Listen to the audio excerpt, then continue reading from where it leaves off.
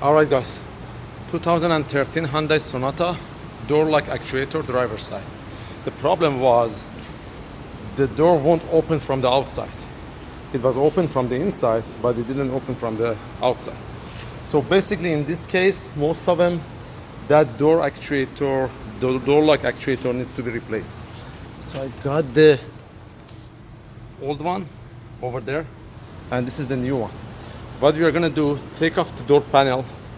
When you take off the door panel, make sure you lower down the window all the way to these two holes, like one here and one here. And use 10 millimeter, as you see in there, use 10 millimeter socket and take the bolts off. Then the window is gonna be released. Be careful, don't drop the window because it's gonna break.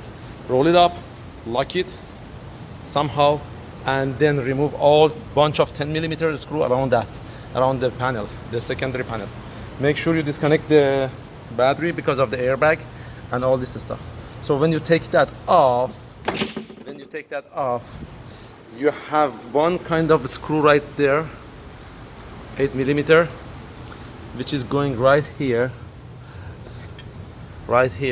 You need to release it to be able to take the lock off. When you take the lock off, the door handle is going to be like that. Push it toward the outside and take it off. Then there is another screw right here, 8 millimeter. Take that off and take this T30 millimeters and disconnect that wire from here. When you take it off, the whole assembly is going to come off.